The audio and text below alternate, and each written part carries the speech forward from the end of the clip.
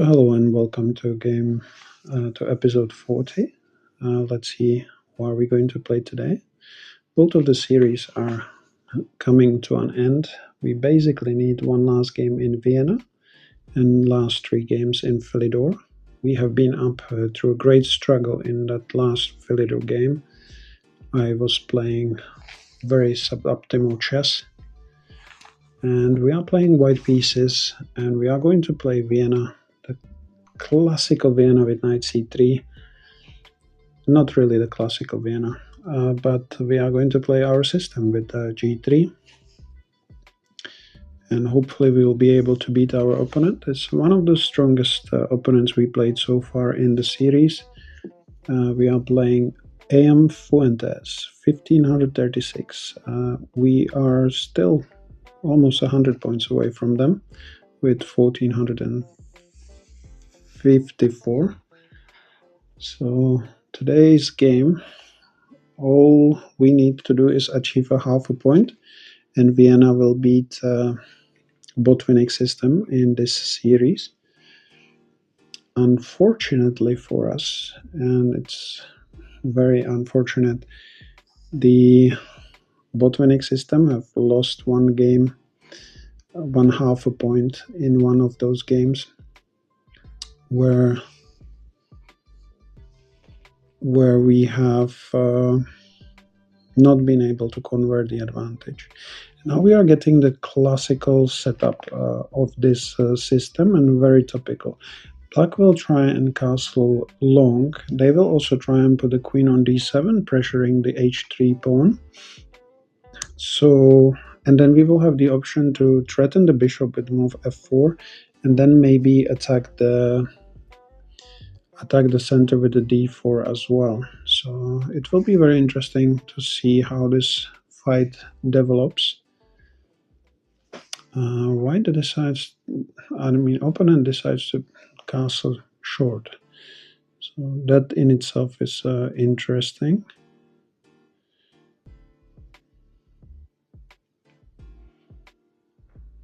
And we can, I am aware of one problem in this opening, that there might be some knight g4 checks that could be pretty dangerous for us if we play f4 right at this moment.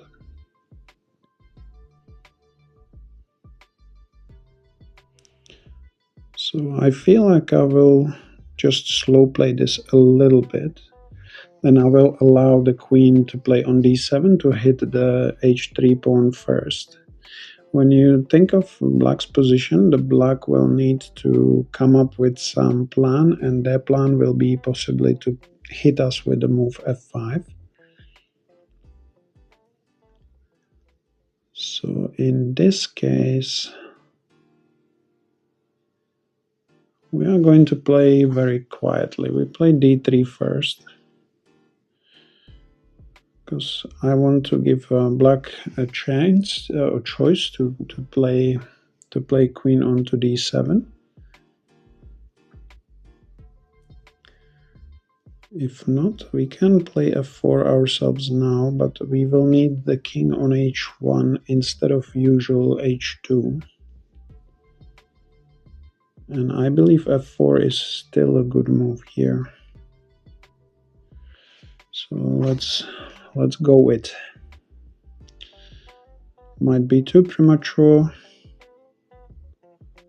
Might be okay. Who knows? So e takes f4, g takes f4. At least this will be one of the games where you will be able to see. So yes, now after bishop c5, I feel is a big mistake. No, it's not a big mistake, because we can just retreat the king onto h1 to begin with.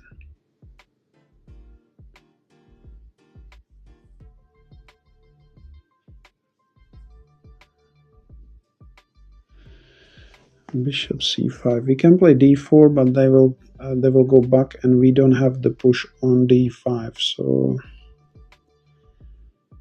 one of my first ideas is going to be drop the king onto h1. The king is on h1 safer anyway, because black would like to play knight g4 check. If we take, they have queen h4 check, and then we are simply getting checkmated. So that would be a bit of an issue for us.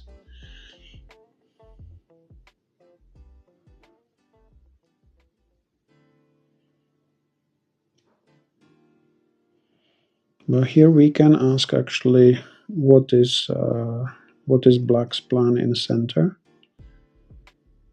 And we can get a really, really strong pawn structure with the e5 and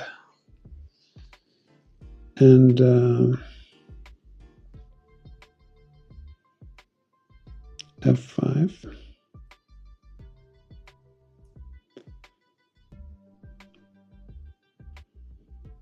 So we cannot move this knight yet on the square where we normally prefer the knight to be. We can though start pressuring the pieces there, as they are going to be a little bit under pressure, but we also need to be mindful that our king is very open at the moment.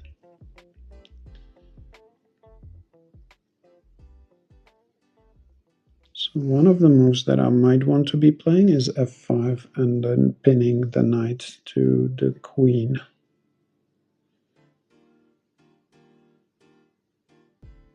And I pretty much like the idea of f5.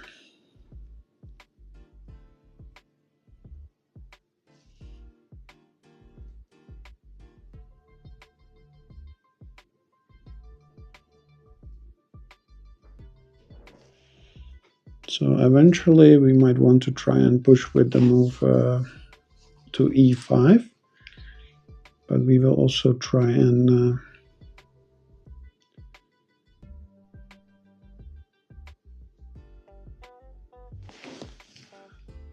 we will also try and attack in the center. So bishop g5 already could be quite a threat to black pieces. If they play h6, we can play bishop to h4.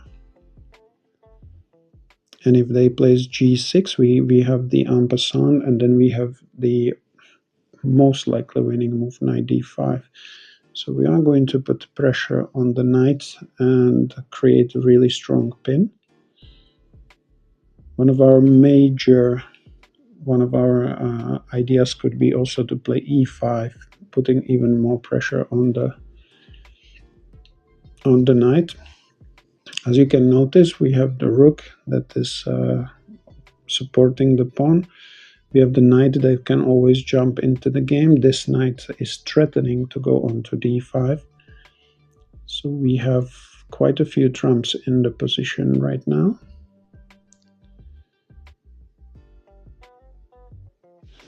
And we are going to be asking our opponent to basically open the position. Now, queen to e7 is interesting in the sense that if we play knight e5, knight takes d5, bishop e7, knight e7, then they have at least piece for the trump, two pieces for the queen, but it's not obviously enough.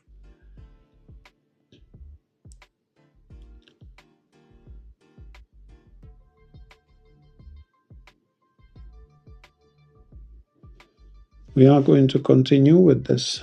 I could call it even a Botvinnik's knight, because it's really putting pressure on this pin.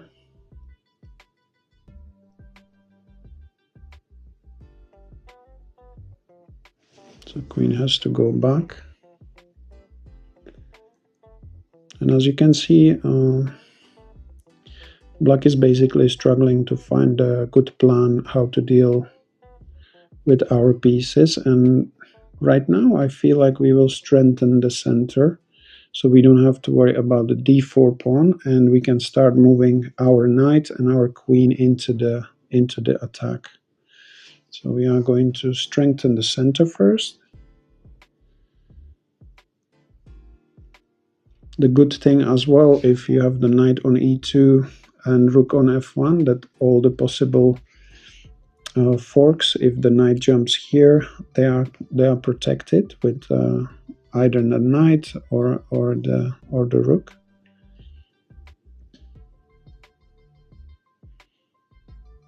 And black is literally in a world of trouble.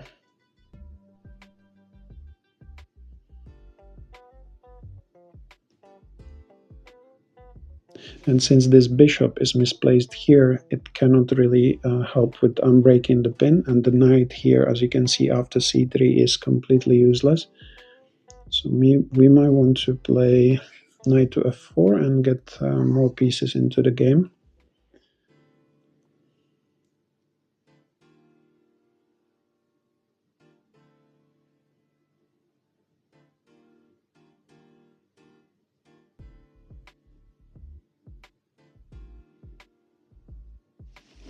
Rook to g8.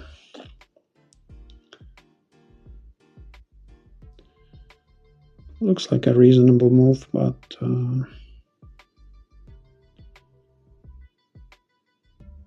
there isn't much black can do at this point. So we can put even more pressure on the knight with knight h5.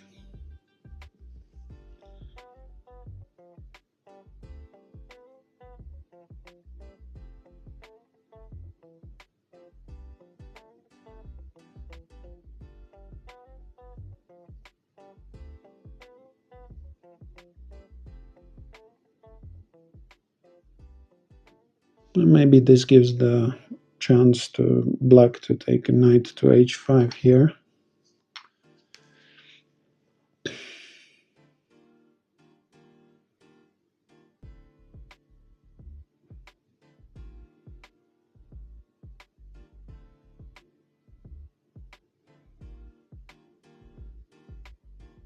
But as good as it is, we are just going to grab the queen and we are going to start counting the material.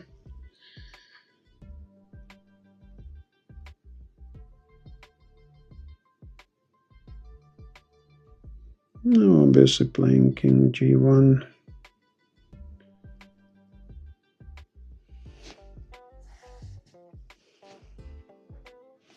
Knight takes f1. So now black has rook and the knight for a queen. But will that be enough? The knight is basically trapped in here in the position. So we can try and save our bishop with bishop c7. As usual in these Vienna setups, we are dominating the opponent's pieces. So the knight has no escape from g3. So we might as well attack it with bishop takes d6. So if you look on a ChessUp board, it tells us we are plus 3 points of material. But let's see again. Queen is 9, 2 pawns. That's 11,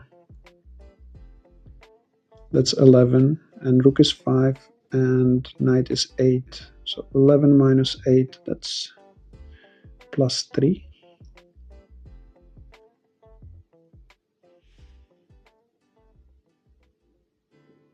I thought that we would have a much bigger advantage than that.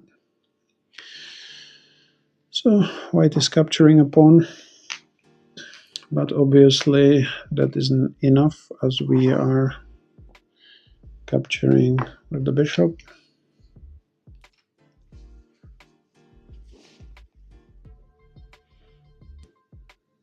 There's one thing we need to be mindful of, and that is the potential pin on our king here.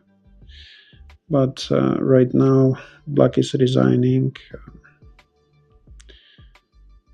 I'm not particularly sure why they are resigning, but yeah, I think as I was saying, they have only rook for queen and a pawn, so there's no point playing. And